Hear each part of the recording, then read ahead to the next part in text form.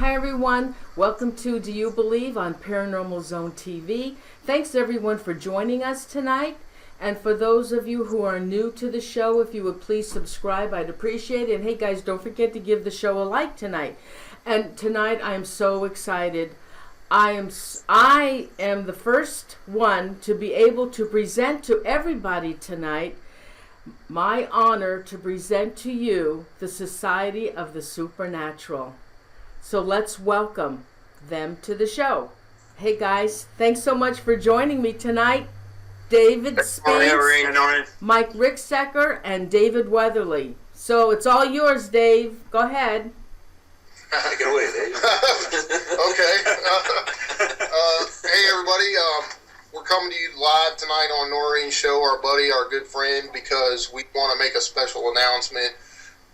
Me, Mike, and David have decided to form what we call Society of the Supernatural. You want to tell them about it, David?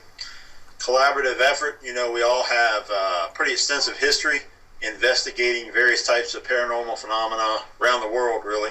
And I think, you know, we all have a similar mindset, right, guys? We all have a very similar investigative style, but we also have this sense of, you know, wanting to go a little bit beyond what a normal paranormal team has become in the last few years. So the idea is not anything with team titles or egos or, as Mike says, a drama-free zone, right? Drama-free zone. So check that stuff at the door. Really a collaborative effort to try to get out there and investigate not just haunted sites, but cryptids, UFO reports, anything that falls within that scope. Abductions, everything. A little bit of everything. Right.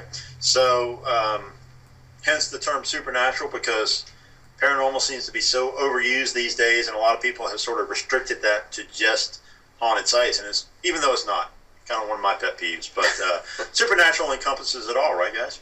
Yeah. That's they came up with they collaborated with the name, and we love it. We think it fits us perfectly. And tell them, Mike. Yeah.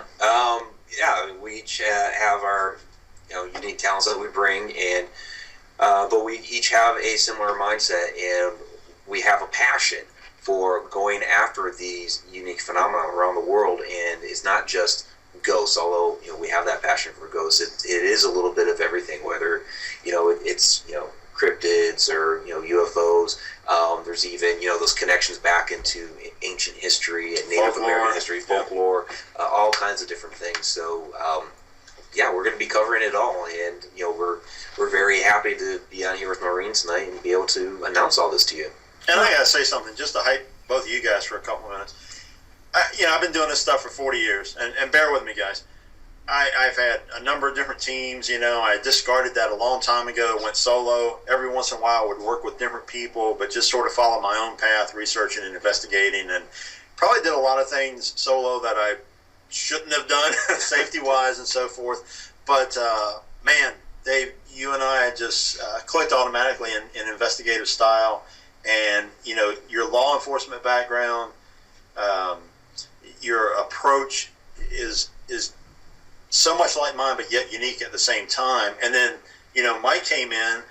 You have sort of from my perspective, you have sort of a historian's eye to a lot of this stuff. And, man, it's just worked perfectly. And it's a real pleasure to work with you guys. And I'm excited personally about what we're doing going forward. Me too. And me speaking on David, and, when I first met him, when we first started doing our first session together, I knew right then. I mean, it was like we were answering each other's questions. Yeah. And we knew what he was going to ask next, because we caught ourselves asking the same questions on numerous occasions. So we're like, oh yeah, man, this is going to be great. Yeah. And David, he's been called the encyclopedia of the paranormal. Oh yeah. Person. The man is a wealth of knowledge in the paranormal. He's been around a long time. And he covers a whole plethora of subjects in the paranormal, and I'm super excited to be working with him. Now, I met Mike, about a year and a half ago, Mike? Something like that. About a year and a half. Yeah, about a year ago at an investigation, public investigation, that he came down with another group. Yeah. And, we kind of did a little bit of stuff together, and he put me on his show, and I really liked his energy he was putting off, and we seemed to click. And then I wanted him and David to meet. And me and David happened to be in Indiana doing a week-long investigation. And I said, Mike, you got to come up here, man. I want you guys to meet. He came up. He only got to stay one night. It's only the one night. But, man, it was a good night, I'm telling you, it clicked. I mean, we were all three on the same page the whole time. Of course, in the first, 2 hours, I was working on live feed issues. But I was sitting there listening to him and Dave, and I knew it was a shoe-in. Yeah, and there's one of those key things, too. You know, I say this often in interviews.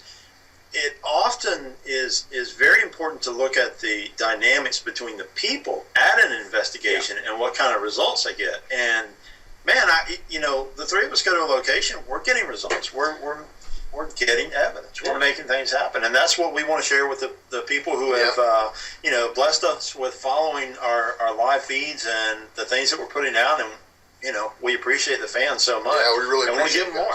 Yeah, we do. Yeah, absolutely. When I was out at that investigation in Indiana and Dave was busy setting up, we were getting that activity. You and I were just sitting there, really just getting to know each other. That's right, yeah, just kind of shooting the breeze. Shooting the breeze, we'd started doing, working with trigger objects. Yep. And after a few minutes, we just kind of grew into a natural conversation. Yep. And all of a sudden, in the middle of that natural conversation, boom, we're getting activity. And we flowed right into pursuing that, investigating. Going on. Yep. Yeah, exactly. So, all that being said, man, we got some great stuff coming up this week, guys. Oh, yeah. It's gonna be a busy week. We got 4 locations in 4 days.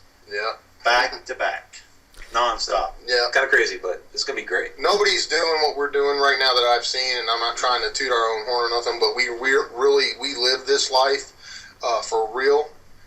We constantly are pursuing new locations to share with you guys, and we try to do, when we go to one location, we're going to look at the whole area and see what else we can do while we're there.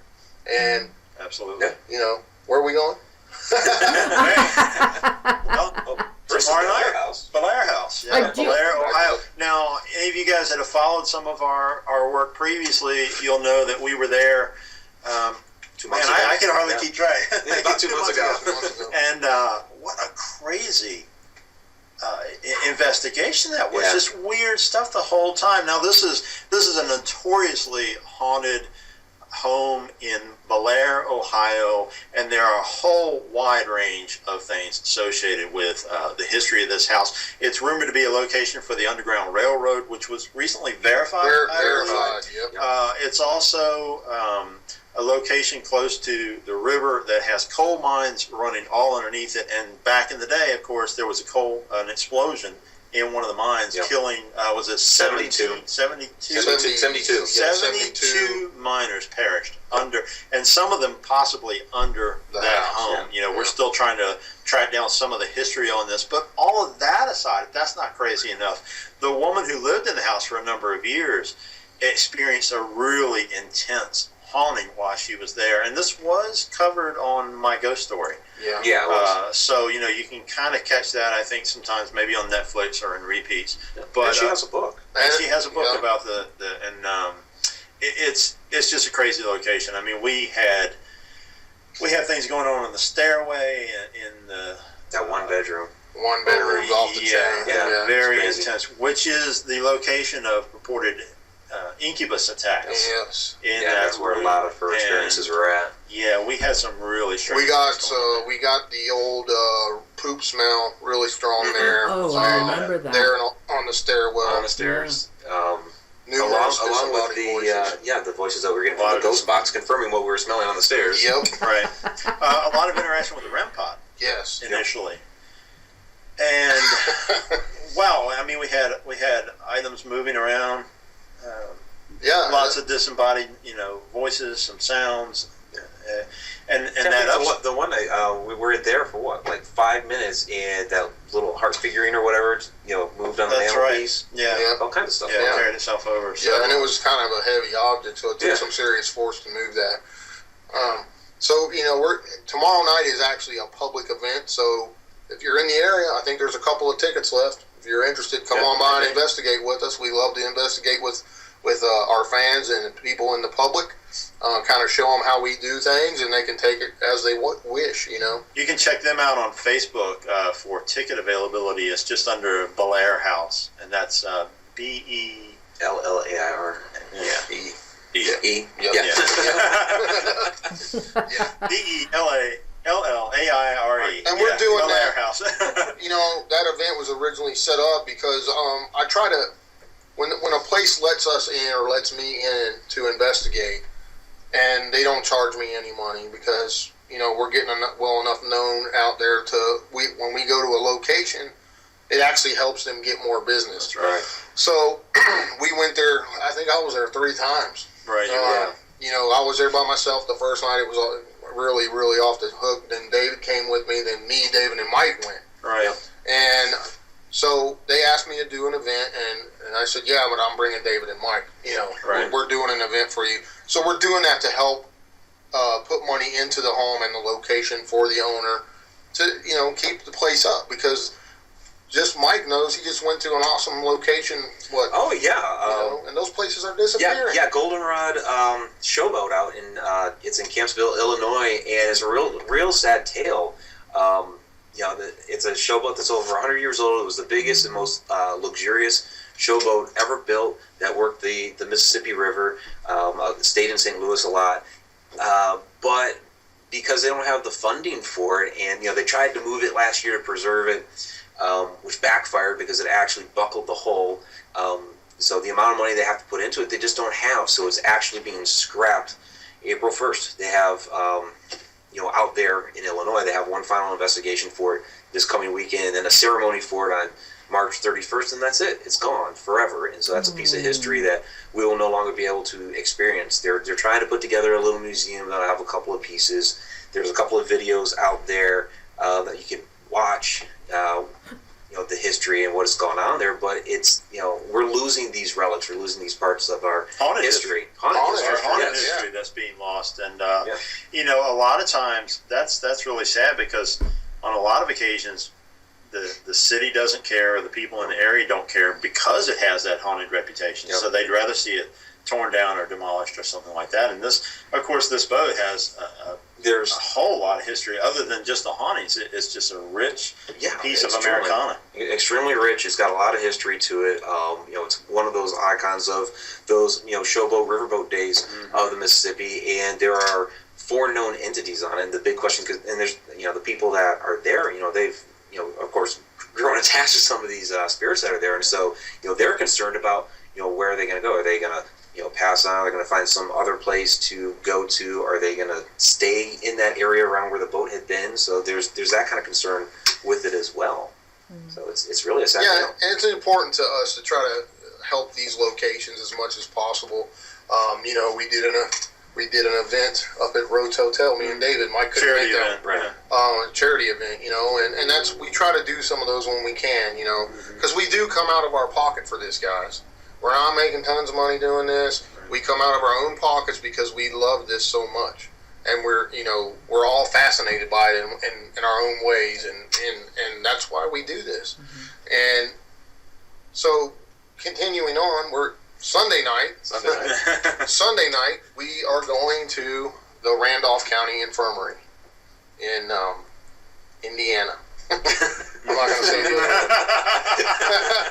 We call it effing Indiana because it seems like over the last... Nothing against anybody in Indiana. No, we love Indiana. We actually love it there. But we have been in Indiana, oh my God, 50 times or something in the last year and a half. Right, the place is loaded with haunted history.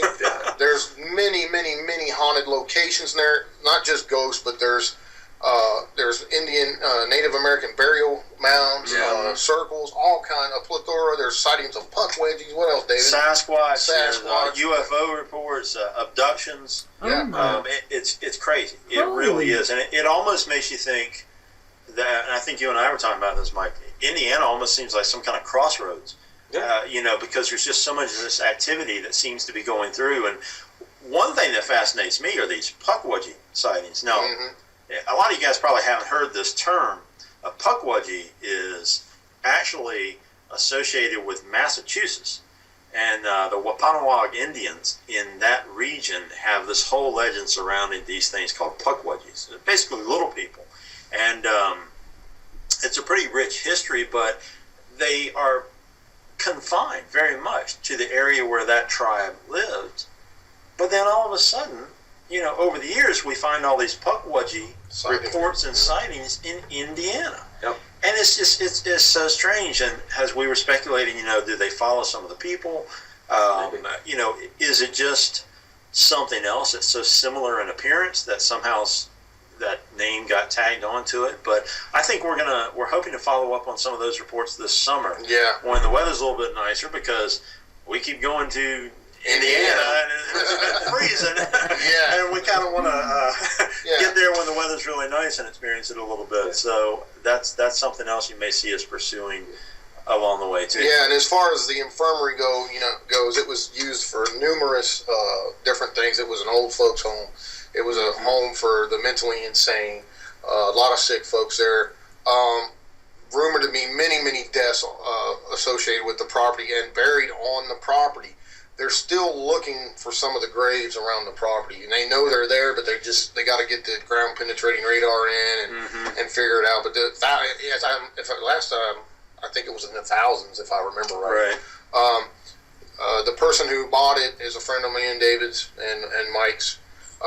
He has bought several locations that we have investigated, and they turn it in and let people like us come in and investigate it. It will be being seen on a brand new paranormal television show. I'm not going to say the name of, but it'll be. We'll be there before their show airs, which is really cool for us. Yeah, that's good. And our show will be live. So on our new channel. On our new channel, the SOS channel on YouTube. So check it out. Please subscribe.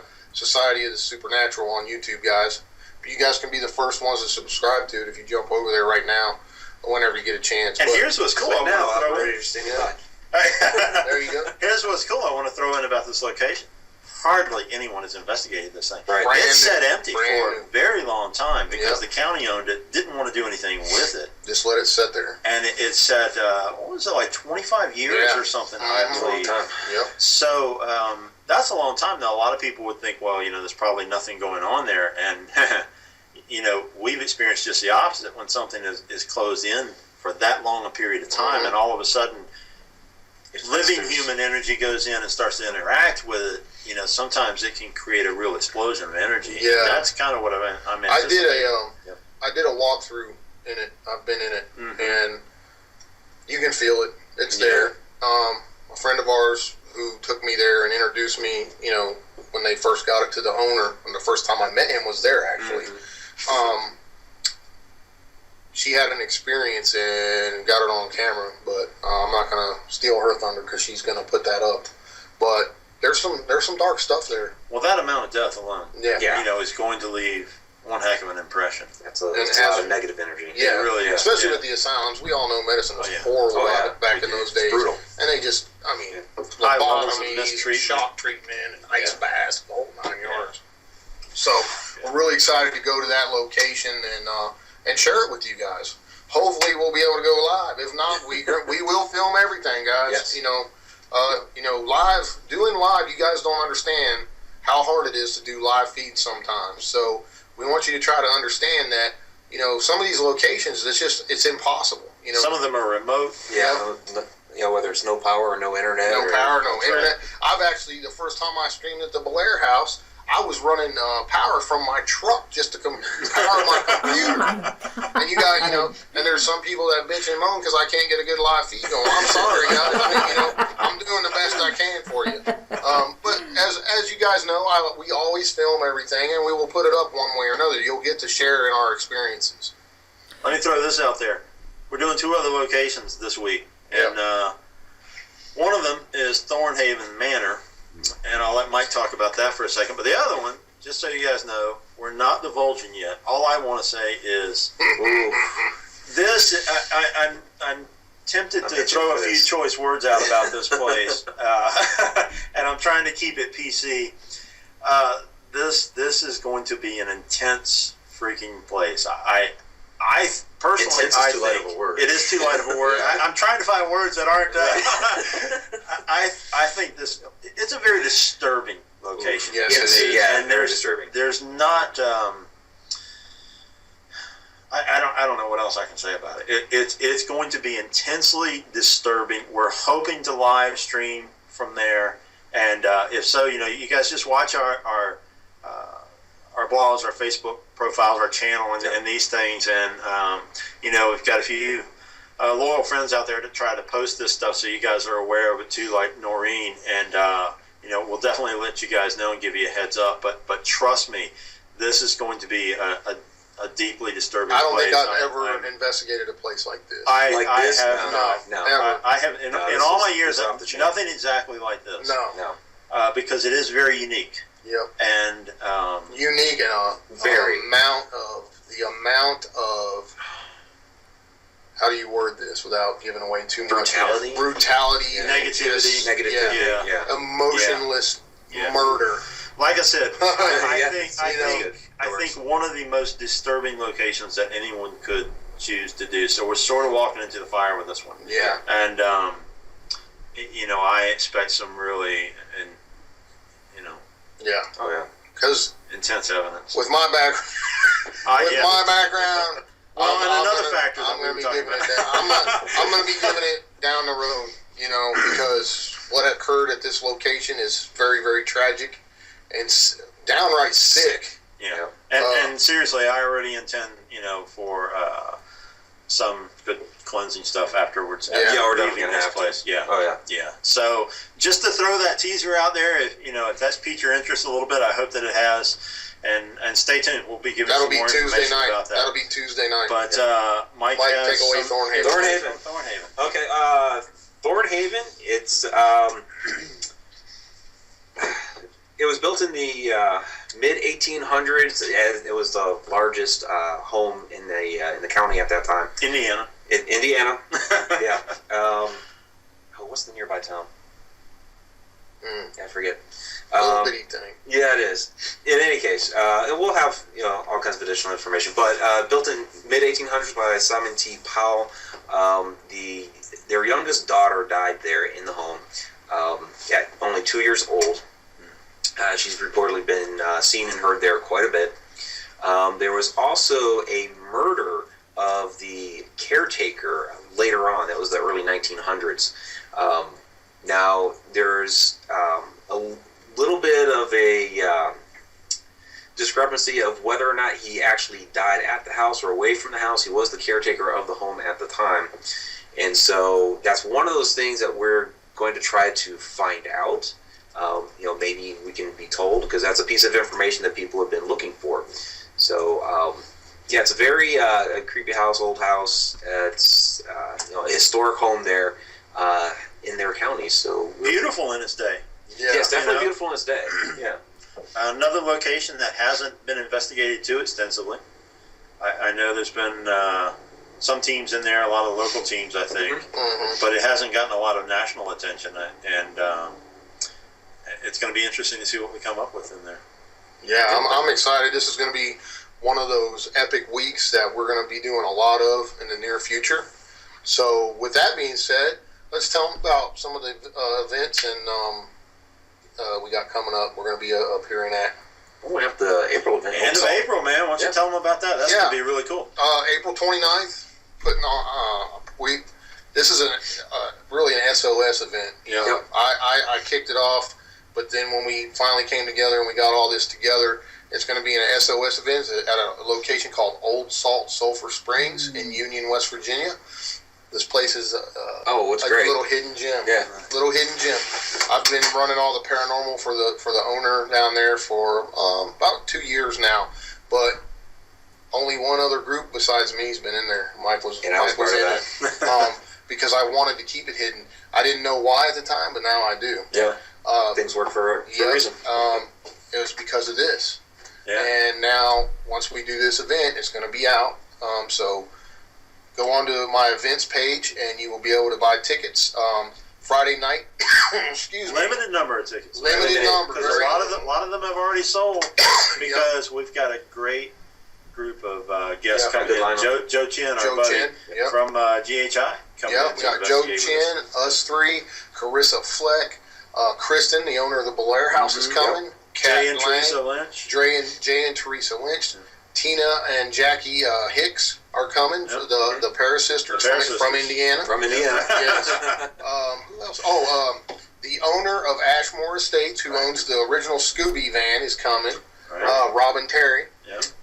Jonathan McCoy will be there with us? Yeah, Jonathan McCoy will be there. He works with Erie America, and he's also a film producer. And I'm not forgetting anybody, am I? I think that's it right now. We have a couple more that are still tentative, but it's going to be a real. Rowana is going to be there also. Good. She's going to be coming to hang and socialize, and I got 15 tickets for the Friday night ghost hunt, but I think it's down to 6. Yeah, they're going now. They're going fast. So Friday night's a paranormal investigation. You'll get to investigate with some of the talent that's there. Saturday all day is lectures from everyone. They're going to talk about their stories, whatever they want to talk about. Those tickets are selling for 25 or $30. You have to get on the event page and check it out. Those are limited to 30 or 40. I don't know. But we'll have vendor tables. There's going to be the event. 10 vendor tables is all I'm selling, because this is going to be a small, intimate, private event. And then Saturday night there's another paranormal investigation of the resort. This resort, guys, I'll give you a little background on it. Built in 1820. It's very, very old. Presidents have stayed there. It was used as a hospital per se because of the mineral springs for the very, very rich and wealthy folks from down south. It was back in those days. It was for all Virginia. It was not West Virginia. It was before the Civil War and everything. The land dates way back to the Native American, numerous Native American stuff that went on there. Over 70,000 Civil War troops on both sides utilized that whole area during the war. As the battle lines changed, the Confederates would come in, take it over as a headquarters, and then vice versa. So there's numerous stuff that went on there. There were slaves there. I'm sure some slaves died there. Also, a lot of the folks that came for treatment for various illnesses such as TB and cholera and everything you can think of died there, because the mineral springs obviously did not cure those things, but people thought they did. So it's a really awesome little location. Absolutely. And it's got activity, but nothing. I have not come across anything negative. There's one grumpy spirit there, and he stays over in the guest house. But other than that, he's not. No one's ever been attacked. Like I said, I've investigated that place. I can't even count how many times. And Mike's been there. Yeah, I was there. We got great activity. Yeah, there's great activity. Any VIP tickets left? Yeah, there is. A couple of those left? There's only 6 VIP tickets left. Okay. $125 gets you the whole weekend, everything, all access pass. Sold 4 of those out of 10. There's only 10. So, I think that's about it. That's pretty good. Yeah. So That's going to be a great event. Yeah, it's a lot of fun. The time of year, end of April, it's going to be beautiful up there. And the owner, just to let you guys know, the owner gets 70%. The rest goes to the fees that it's going to take to pay the people coming in and help with their gas and whatnot. Right. So, it's not going to make me any money. Are you going to be doing any of that live, Dave? Yeah, I actually probably will film a lot of that live on my channel, if possible. Now, or on our channel, whatever. And your team, will you be doing most of these live when you can? The events or your investigations. Oh yeah, we're going to do every single one we can live. Okay. Just not tomorrow since it's a public event. Yeah, tomorrow's a public event, so I doubt if we'll do anything live. So for this week, then, be involved in that. So then, for this week, what is your agenda for live streaming? We may live stream late Saturday night for a little bit. Maybe. A couple maybe of after sessions the event. After the event's over. Sunday night definitely, Monday definitely, and Tuesday definitely.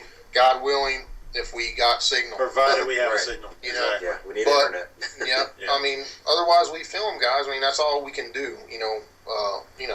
So technology's gotten better, so it's a lot easier to live stream for us. We're always happy to bring you as much as possible.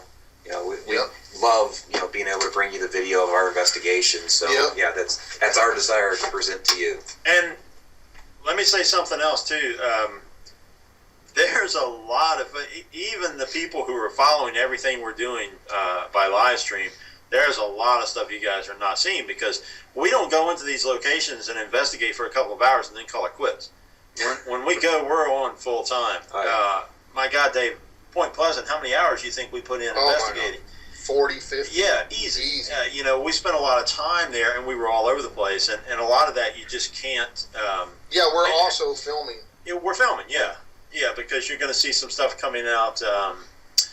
DVD and so forth, that is going to show some of this unseen footage, and man, we've had some crazy stuff come up, especially Point Pleasant, which is a real area of strangeness anyway. I mean, not just the Mothman, which a lot of people know about. Yeah, we're going to all three go back there, because you got, not only do you have the convergence of two major rivers right there. Chief Cornstalk's Curse, the Revolutionary War, the French Indian War. Yeah.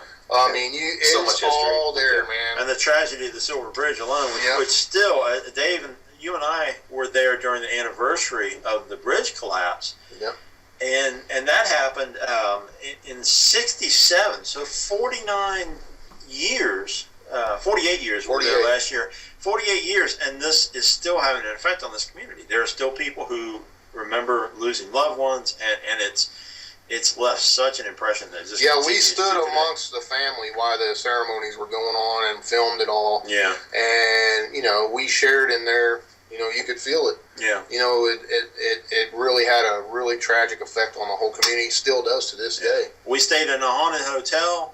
That was the location where one of the people I really admire a lot, John Keel, who investigated the Mothman sightings, stayed at the Lowe Hotel a lot of the time that he was there, and we stayed there. 2 live streams. And did live streaming from there, but filmed a lot of other footage. So tons of footage. Yes, and we had a lot of crazy stuff going on out of the bunkers, which is notorious for weird activity.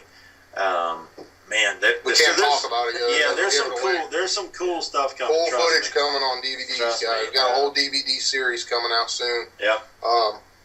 And a lot more to come on it. But you'll see us showing up at a lot of other events this year, and we got a surprise event maybe this fall coming. We're still putting together. So Noreen's going to be part of that if it all comes together. Pinhurst, what date are we at Pinhurst? June or July? It's June. June 4th. Yeah. We were all three invited to Pinhurst. Which special guest. As special guest. It was sold out in 2 days, 1,200 tickets. Hopefully some of the viewers have their tickets, and we'll get to say hello to them. Yeah, if you guys are watching and you're there, please come by our table. We'll be more than happy to talk with you. Absolutely. Of course, hopefully my book will be out by then. David and Mike both have books. David's got a new book coming out. I do. Yeah, it should be out by the end of this month, and it's on Sasquatch. It's called Wood Knots, and this is actually part of a series. This will be volume 1. And it has a whole list of contributors, kind of a who's who of cryptozoology. I've got, I recruited Lyle Blackburn, Ken Gerhard, Linda Godfrey, who's written a lot about the Dog Man, Richard Freeman from across the pond over in England, and Nick Redfern, Micah Hanks. I've got a whole list of people. And it's just, I mean, you look at it, everybody who's seen it in the cover, I can't praise this guy enough. He loves it when I give him props, but it really comes from my heart. This guy's name is Sam Sharon. He is just an incredible artist, and anyone who has seen my book Strange Intruders, this guy did the cover for that, depicting a whole host of just creepy figures, a shadow person and a djinn and so forth. So he's done this cover for Wood Knots, which depicts a Sasquatch, literally as if it's just knocked on a tree with a large piece that is ripped off. And trust me, just go on my blog or on my Facebook page, and you just got to see the cover, even if you're not interested in the book, because this guy is absolutely amazing. And one of the things that makes him so good, I think, is that he has a personal interest in all aspects of the paranormal. So there you see somebody's passion coming through, in the way that they can express it, and it works out really cool for people like us. Absolutely, hell yeah. That's what we like. You got, what's your latest project on book-wise? Wow, okay, well, the last book that I came out with was Ghostorian Case File back in the fall, and I'm releasing a quote-unquote black edition of it. So this is a little bit of an updated version of it, and people who are familiar with my writing, especially my more recent stuff, I always include little secrets and things like that. And so this is kind of going to go a little bit behind the scenes of some of the stories within the Ghost Story and Case Files. And so that will be out probably this summer is what I'm anticipating at this point. So that's my latest book project. And then I was going to say, because you hadn't gotten copies of that to us yet. Yeah. We're still waiting on it. But you got Maryland and Oklahoma. And I got to set up Dave with all kinds of That's right, man. I'm last on total, but that's all right. So, and of course, I got all my, all those great writers with Haunted Rogue Media. And you talk about artists. Adam Tillery, I don't know if you're familiar with him at all, but he just put out a fantastic art exhibit. All the artwork that went into his book and a couple of the other books that I published, and had an exhibit at Kansas City Community College, and it's all these different paranormal illustrations. Fantastic. So I do want to point people out to Adam Tillery.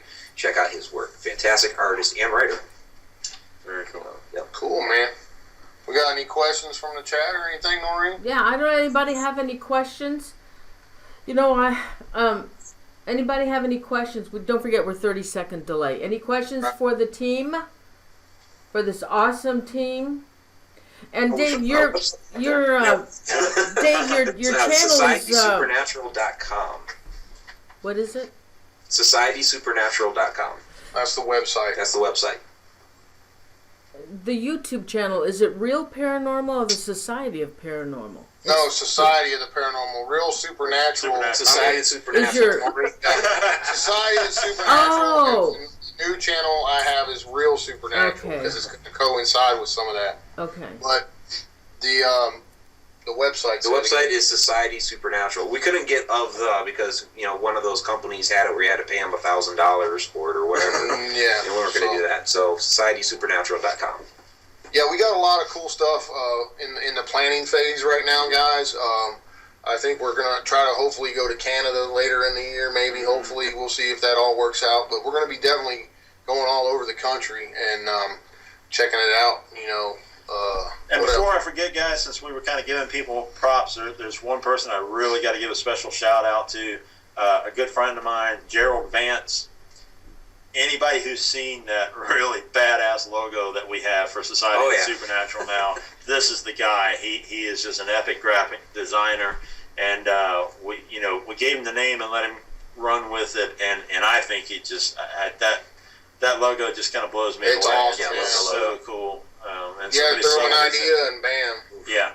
Oh, also I did forget my friends that are coming to OSSR event is Terry and Tracy from ESP Paranormal down in Florida. Right. I knew I was forgetting somebody, and Kat Lang also. Okay. Kat Lang will also be there. But watch the website for updates. We'll keep that all updated. A couple people pending too. Yeah, so I mean, we got a lot of really cool stuff. I'm really super excited about the DVD series. We will be having a lot of merch coming out too, guys. T-shirts, beanies, stickers, whatever. All kinds of cool stuff.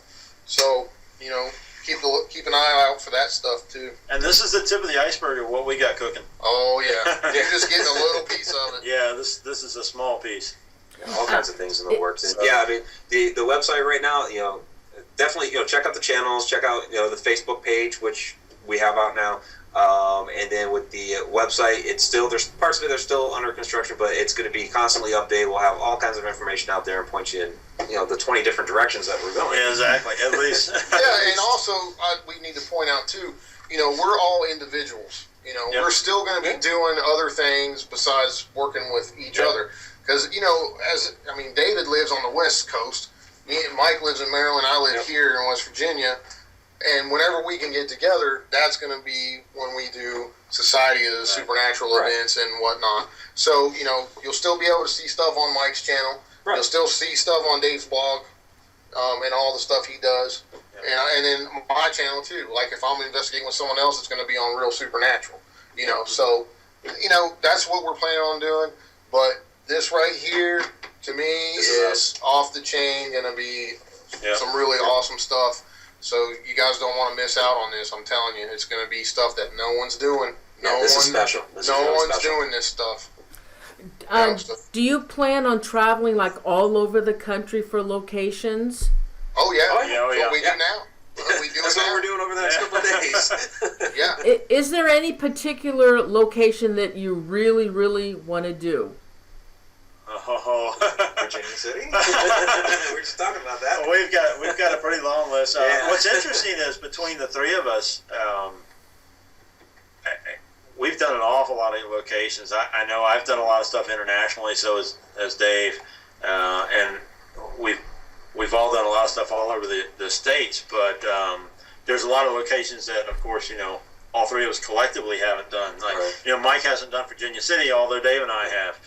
So there's a lot of things like that, and And I've done Belfort Winery where you guys haven't. Right, So, so- there's overlap. And yeah, we really kind of want to look at.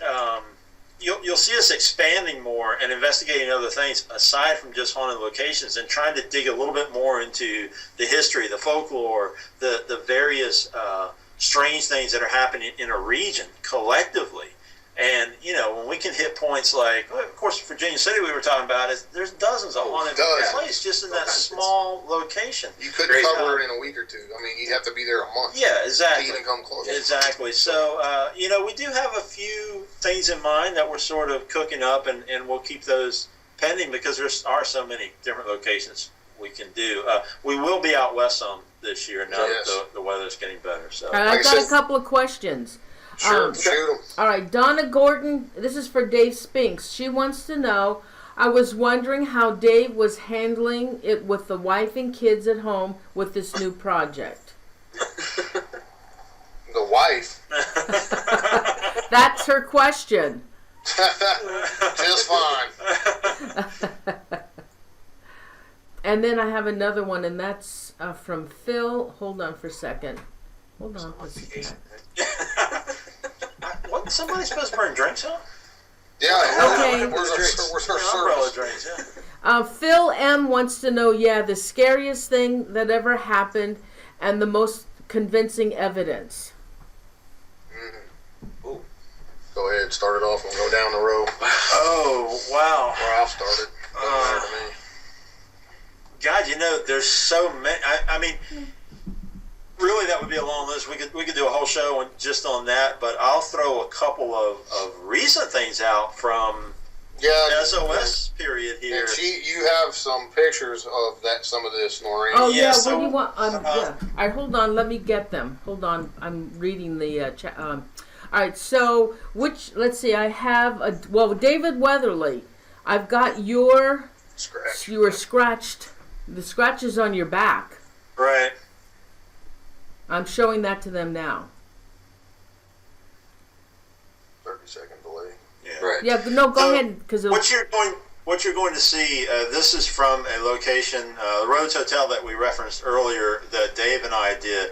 And we were just talking about this earlier tonight. We were in there for 4 days, 4 nights, Thursday through Sunday. We left on Monday. And when we walked in this location, it was completely empty, just the two of us in there. It's fairly large space. Within, 20 minutes, Dave, we had footsteps pounding across the floor upstairs and then down the steps. And to sort of make a long story short, we both had really intense physical attacks on us there. And what you guys are seeing actually is something I received downstairs at the Rhodes Hotel from an entity known as Ian, who got very angry with me. And essentially what happened was my back started burning. I immediately told Dave that I had this burning sensation, and he got the camera out and said that it was all red. And we literally... he watched these scratches forming on my back, just I out watched of them nothing. form. And when you went and asked on the hashtag what'd you do to David, and it said I slashed him with a knife. Oh my God! I slashed him, and I said, "What'd you slash him with?" And it said, "A knife." Now this attack happened. This attack happened the day after Dave had been attacked at the same location, but upstairs. And Noreen, do you have that picture Yeah. also? Which one is it, Dave? That's the one on my head. Dave's. Oh, yeah, the head. Yep. So this is what happened the night before to Dave Spinks, and I'll let you tell what happened with that incident. Yeah, so we were upstairs kind of hallway. in the hallway, kind of almost midway down, and there was a bathroom, and we decided, well, for whatever reason, we felt like we should do something in there. The entity. Yeah. Oh, yeah, we saw, that's The right, shadow. we saw a shadow figure or something, shadows moving around the floor right there by the bathroom door. So David took the ghost box, the hack shack in there, and started, just doing a session, and he was just doing generalized questions, and I grabbed a piece of equipment and got the camera set up on him, and then I went in there where he was to set down this equipment, and when I bent over to set it on the floor, I felt a wave of energy hit me to where I stumbled back, and I got really, really dizzy, and I was like, whoa, what the hell was that? And you can see this live, Yeah. on the video. So I stumbled back, I leaned against the wall, and he's like, what happened? You don't look right. And I said, I felt this wave of something hit me, and my head was bent over, and that took the full-on force. So he said, you better go sit down, you don't look right. So I sat down behind the camera while he was doing his ghost box session, and he said, what'd you do to Dave? And Very strong male voice. I hit him. I hit him, yeah. Oh. And then he said, what'd you hit him with? And it said a shovel. Oh my God! Up until this point, I didn't realize my head was possibly bleeding. I kept feeling like something, And like just- the spider web feeling. Just for technical purposes, Dave, in case people go back and watch that live feed, we got confirmation that it was a shovel the next day. That's right, yeah. He the didn't. next day. He wouldn't answer it the first That's right. night, and There were so many days we there had was there. it all kind of ran together. But so once Dave was sitting down, and I asked, what'd you do to Dave? I hit it, and that's when this voice kept coming through saying his name was Ian, and he was very angry at Dave, and it was we finished the session up there, and it was probably a half hour before we went downstairs. Yeah. And sat down at the table with some other people who there had was been at the event. 5 other people there from the event. And that's when you reached up. And I felt the tickling sensation again, and I went like that, and blood, and I had a big-ass knot on my head. Yeah. And you can see in the pictures right there, I mean, something cut my head open, and I had a knot, just like if I would have got hit in the head with a freaking shovel. Yeah. So, that was pretty unnerving for me, and spooky. I've never been injured by something that bad to where I physically Drew bled, blood, yeah. you know what I Bleeding out of mean? your head. And there was nothing anywhere that I could have scratched my head on, hit my head on. Nothing fell and hit my head. No. I mean, we High were ceilings, nothing you Yeah. could have scraped. really high ceilings. Yeah. Nothing. We checked all that just to make sure, we were live on camera. So Mm-hmm. how do you explain that? So that's just a couple of things. Well, that's sort of a also, broad question. there's one more. What about Dave Spinks and your eye? Oh, That's yeah. horrible. Oh, yeah, Yeah. the eye. Yeah, the eye was a trip now. Yeah. That happened before this all Before came us, about. yeah. Before us. But it's in Indiana. Okay, go ahead and show Just gonna have to them. move to Indiana. Yeah, I'm this showing- happened to me at a notoriously negative location called Willow's Weep. Had all kinds of negative stuff going on. Really, really bad negative stuff coming through the ghost boxes and EVPs, growling, disembodied growls, all kinds of stuff. That night, as you can see in my eye kept bothering me after the investigation. I was like, what the hell? And during the first thing that physically happened to me there was I felt this wave of energy, I can only describe it as, come up through the floor. The floor actually bowed up and lifted me a little bit where my body moved, and I felt the cold wind rush up from below and through to the ceiling. After that, my eye started bothering me. Well, you can see the result. That's it. A blood vessel in my eye actually ruptured. Oh my Again, God, that's Pretty horrible. freaking freaky, man. It wasn't paranormal, I can't say without a shadow of a doubt, but to me it leads me into believing, something physically Yeah. affected me. And I want to put something in on this. The question was, something to the effect of, what's the most convincing evidence or solid evidence.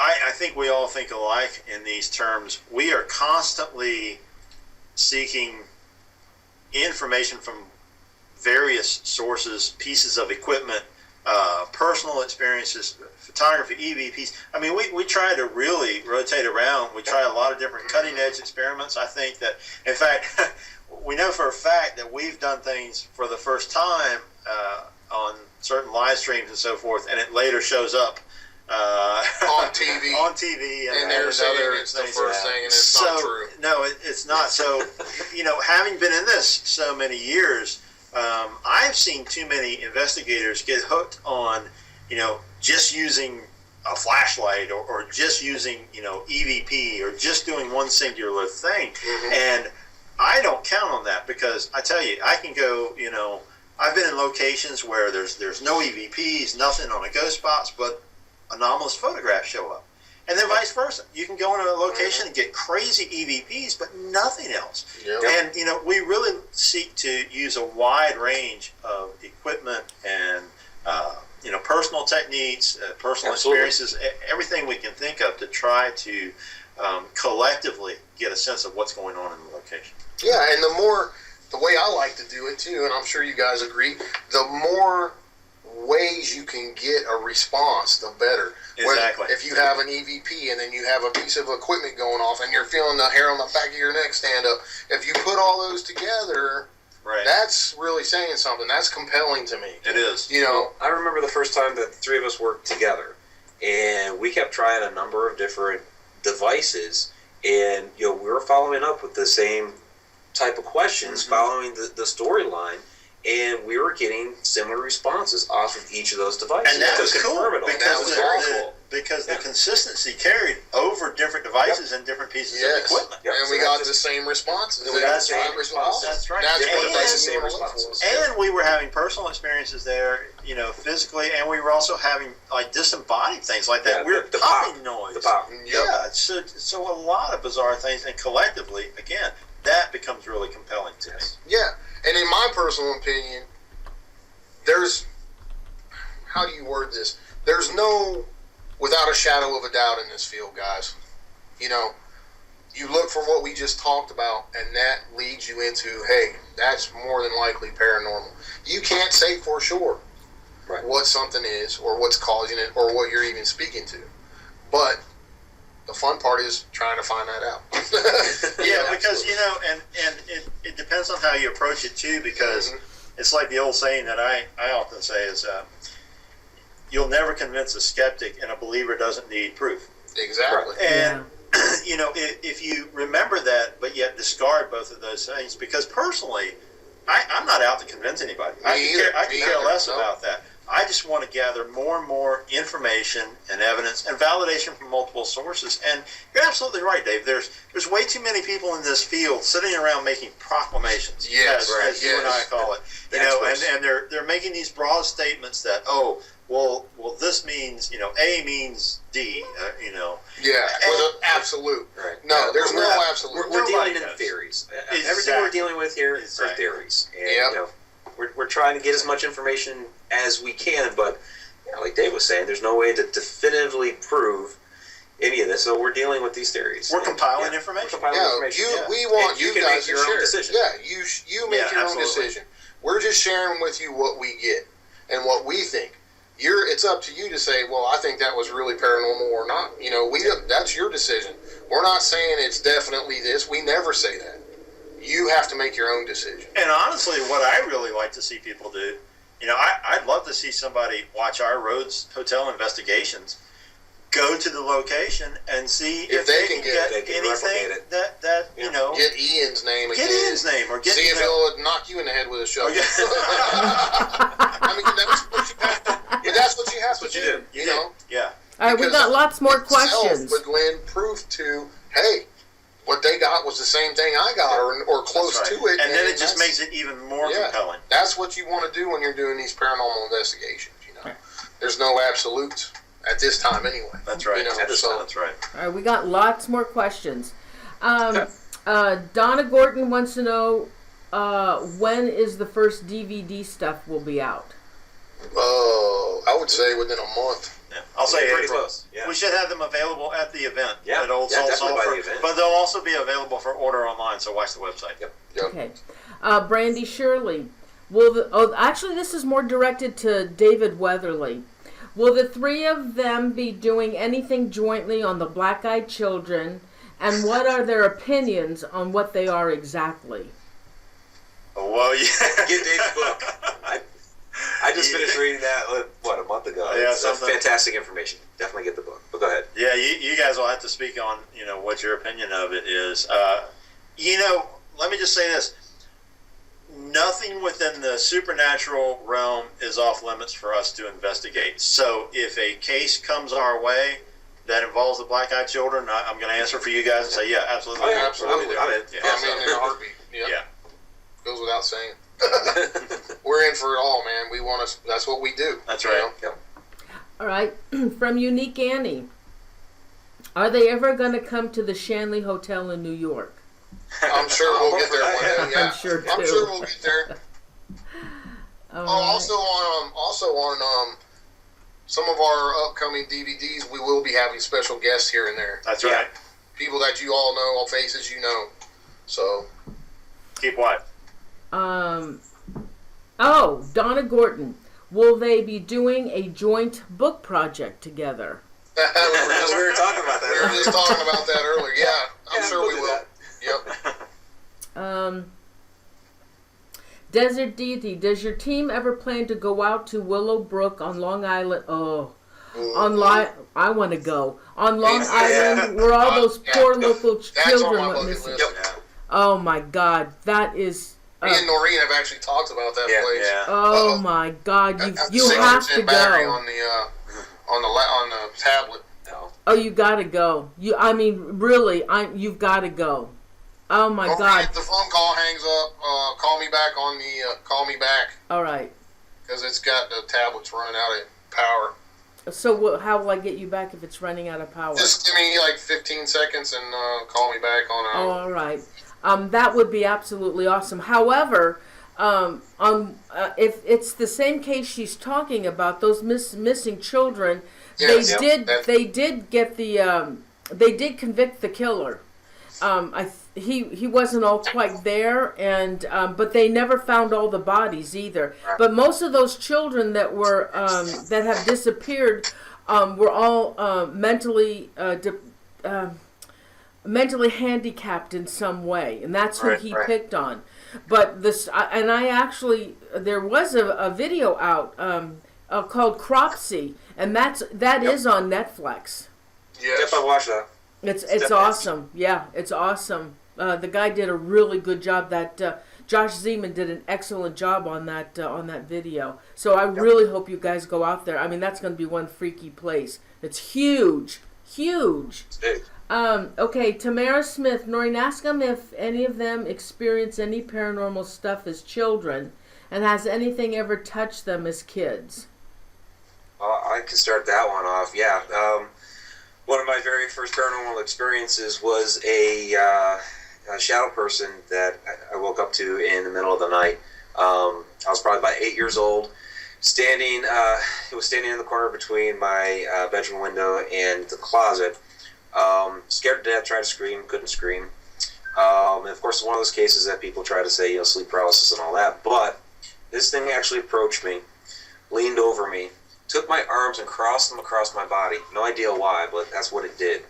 And then after it did that, it ran off down the hall. I turned my head and watched it go down the hall and run into the linen closet. So I immediately got up, ran to my parents' bedroom, and they told me I had a bad dream, but I was wide awake, and yes, it did touch me and manipulated my body. Wow. Holy cow. What about David Weatherly and Dave Spinks? Absolutely, for me, a wide range of experiences starting from childhood. One of them was hearing a disembodied voice on a number of occasions that led to seeing a full-bodied apparition of a woman. I later found out, now I grew up in the country, I later found out that there was an old pioneer cemetery on the wooded lot right next door to our house. So apparently this entity came from that cemetery. And in fact, here's a funny story. That's the first location that I did EVPs. I had a brother who's 10 years older than me, and I swiped his reel-to-reel recorder, ran several extension cords out of my father's shop in order to get that thing over to this cemetery, and did some EVPs and got some really interesting EVP. I'd love to have one of those reel-to-reel recorders going. Yeah. Oh my gosh, those were the greatest things for EVPs. But yeah, short answer, a wide range of experiences from the time I was a child. And of course, growing up and doing this stuff actively, you know, the old saying, the more you peer into the void, the more something peers back. Right. So They know. yeah. For me, the only experience I can say I had as a young child is I used to have a recurring nightmare, and I don't know what it entails as far as being real, like if it was some kind of past life deal for me or not. Was it set in Indiana? No, what it was actually all I remember about the dream. I know it was in color every single time. I could smell things. I was hiding from troops, and they were dressed in Napoleonic era uniforms. Okay. They were firing the town. The town was being burned. Women were being raped, and all the men were being killed.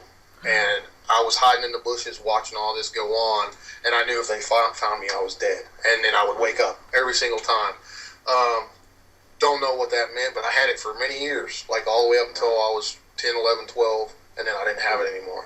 And then, you know, what got me into the paranormal, I've told this story many, many times. I had an experience with my grandfather, my late grandfather, who was a World War II vet who was dying of cancer. He smoked like a freight train, and he appeared at my dad's house, which this is my mom's dad. There's no reason for him to be there at 3, 4 o'clock in the morning, and I sat straight up in bed, and there's my grandfather, as solid as me and you right now. And he just smiled, didn't say a word, and I kind of did like that. And what am I dreaming this, or is this real? And then he disappeared. Mm-hmm. Well, the kicker was the next day I called up to Grandma's house to check on him because I had that weird experience, and my uncle from out of state answered. And I said, "What are you doing there?" And he said, "No one called you yet, Dave?" And I said, "No, why?" He said, "Well, your grandpa died last night."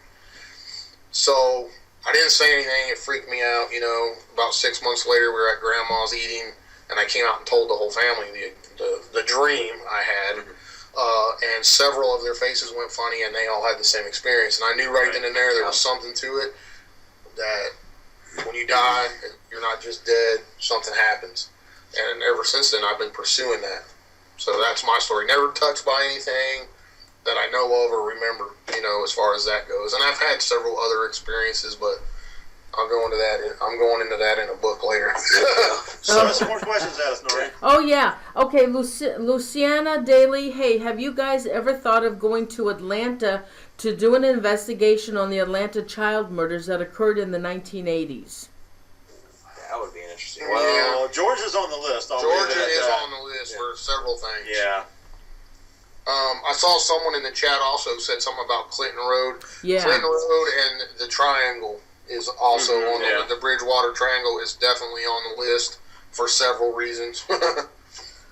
Oh, yeah, the Bridgewater Triangle. Oh, yeah. That's very interesting. There's UFOs, aliens, all kinds of stuff going on in that triangle. What do you know about the Amityville horror? Somebody asked if will they ever let anybody We were just in talking there. about this earlier. That's weird. That is weird, man. I think we're all really We were talking about Amityville tonight. You can investigate the house. In fact, it's on the market for $1 million. Yeah. It has been several times over the last couple of years. No, it's listed at $1 million. $1 million now. Yeah. You mean it's for sale again? Uh-oh. Okay, guys, hold on for a second. Dave has to change his battery, okay? So hold on for a minute. Hold on.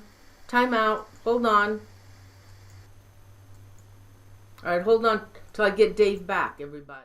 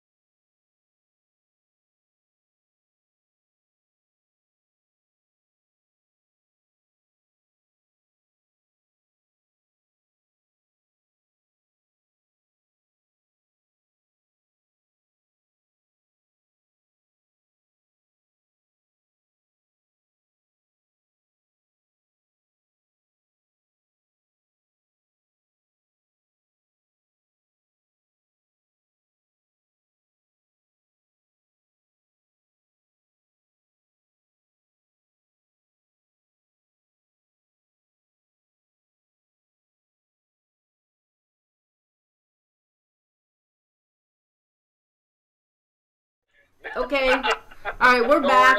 Dave's setting it up. We're back, everybody. Dave's making noise. He's trying to get it set up. Okay, hey guys, you back with us? I'm dragging a coffin around. Okay. So Amityville, we could probably talk about this all night, but I guess a few things. You can't investigate the house because it's privately owned. Right. It has been on the market a couple of times over the last few years for $1 million, and oddly enough hasn't had any takers.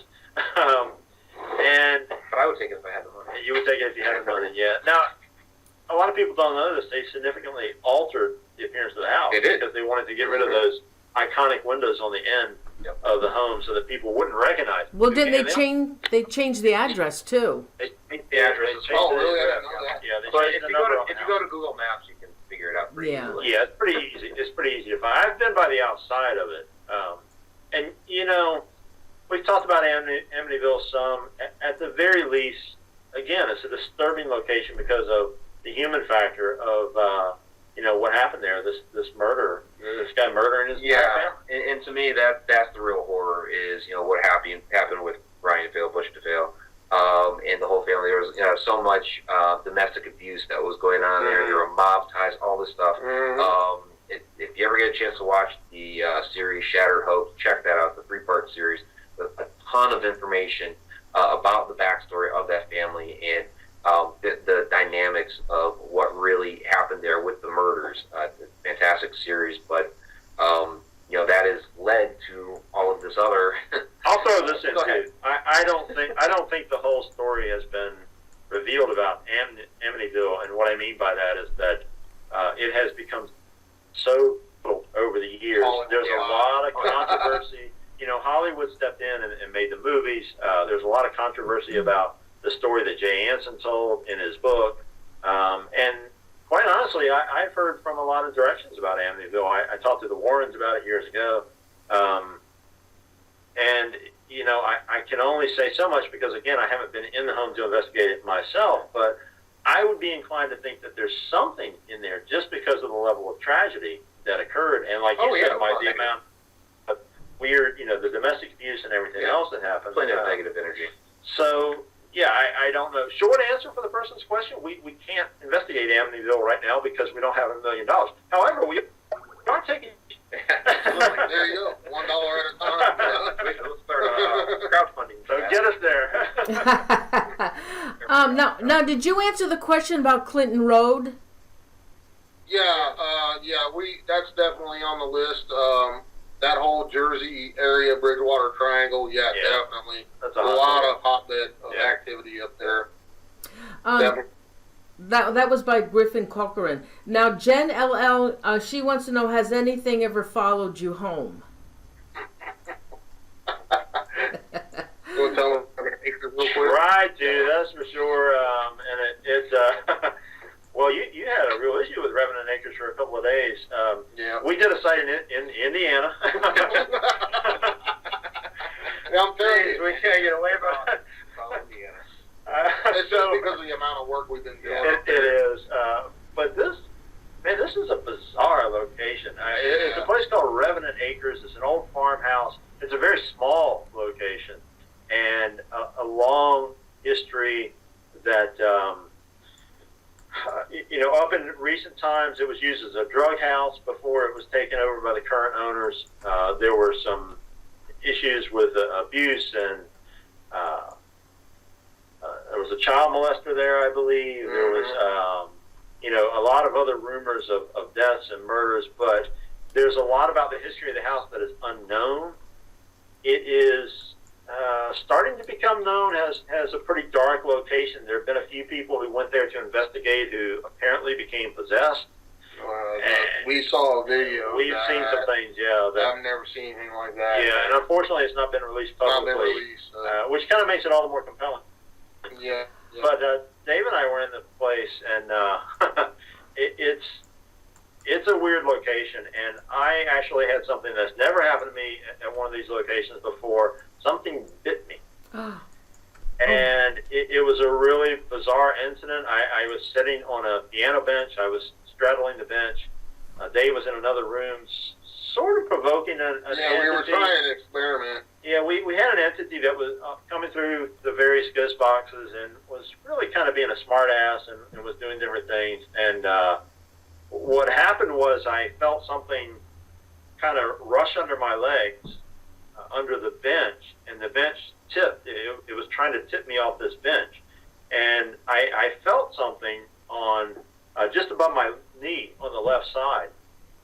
And wasn't sure exactly what it was. I thought it was the bench knocking into me, but then later found out, actually the next evening after I'd flown back home, realized that there was a large bite mark. Actually, not large. It looked more like a child's mouth, and I took pictures of it, but it was really weird. You could see the teeth marks and everything where something had just, upper and lower jaw just clamped on and bit me. And that was a really weird thing to happen. And when you got home, you were pretty low energy and kind of sick from this thing. Yeah, I felt totally drained, like all my energy was gone, and I was really weak for about a week. Mm-hmm.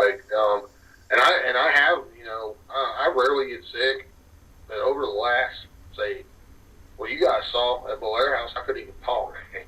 And it seems like the more and more we do these darker locations, I'm becoming physically affected by something.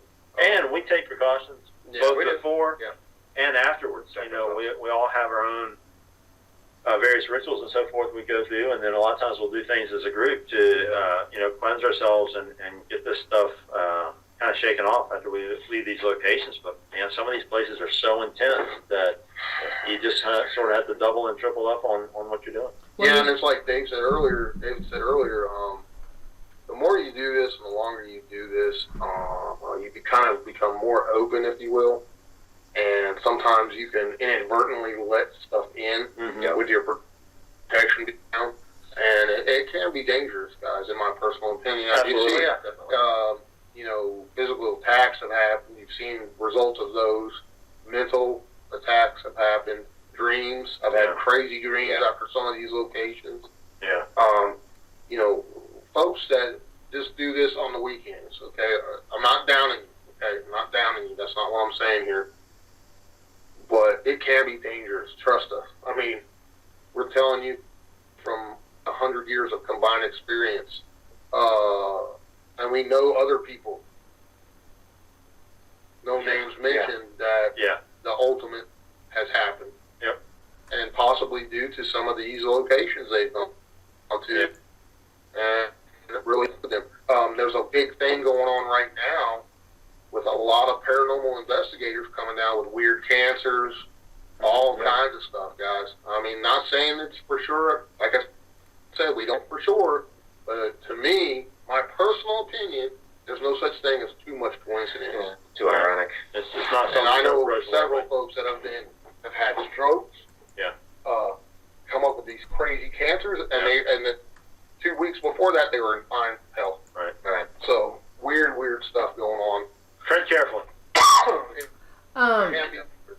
Now, Jimmy Cortez. Now, I have to answer this one. He wants to know, will you ever investigate the Ketty Resort murders? Well, you guys, you can't do that. That is an area that has, I did that years ago, went to the Ketty Resort. It's up by Quincy. I don't know if you're familiar with that case, but it's a case that happened in 1981, and it'll never be solved. I can tell you it will never be solved. And that was where the family was murdered. It was the mother. I don't know. Well, anyway, you guys can check it out. I've got it on my YouTube channel, and it was a horrible murder, and it will never be resolved, ever. There's too much politics involved in that case, and it was all a hush-hush thing. Nobody wants that solved because there are people that involved in that case that are in the political arena, and they don't want it solved. Do you guys know anything about the Ketty Resort? I think it was a cover-up of some sort. I agree with that. Yeah, it was. all I'm going to say on that. Let me throw something out, Noreen, because, guys, I'm hearing question after question. Are you going to do this case, this case, this case? Let's say we put something up on the new website and let people kind of start pitching those suggestions out there. And no promises. But if we get an overwhelming number of requests for certain locations, we'll do our best to try to do it. I mean, unless it's Touch Tomb or something that's difficult to get to. But hey, we'll open something up on the page and let you guys start throwing those suggestions out. So I'd love to hear them. I have a question for David Weatherly from Mitch Cartablanca, Kenworth. Question: can David explain more about shadow people, please, and mist formations? Mist formations. Wow, that's a whole show too. There's a lot of theories on shadow people actually, and I mean not to. I don't want to sound like I'm playing salesman, but there is a chapter on shadow people in my book on strange intruders. I did an interview with Art Bell a few months ago that's probably archived you can listen to, where we talked a lot about shadow people. In short, the theories range from them being some kind of other dimensional visitation to there being some type of negative or demonic entity that comes in shadow form. Some people think they're possibly jinn out of the Middle East that can take this form and harass people. Almost always they're completely negative experiences when these shadow beings come in, because they seem to prey on people's fear. They often are able to create a state of paralysis within the victims. So something to really be cautious of, and if you're experiencing it, certainly to research more and reach out to some people personally and see if they can give you more information. I'm trying to keep this short because that's such a huge topic, and I'm more than happy to talk more at length on it. And you've got your book, and I've got 3 videos on that as well. So it's a huge topic. Mist formations, that's kind of a wide-ranging topic too. Now, those can be anything from there are incidents of shadow people appearing that look like they are coming out of mist and solidifying. Some people describe these things as quote black flame, and that gets more into the jinn realm. And then you've got apparitions that actually form sometimes initially out of what looks like mist. And countless reports, and I've got photographs and video, and I know you guys have some stuff of, what appears to be a natural mist, but then it begins to move in a very unnatural way, and it's something trying to manifest and trying to communicate. That does not always have to be negative, of course. It just depends on the location and the circumstances. But, hey, thanks for the question, Mitch. There's a short answer.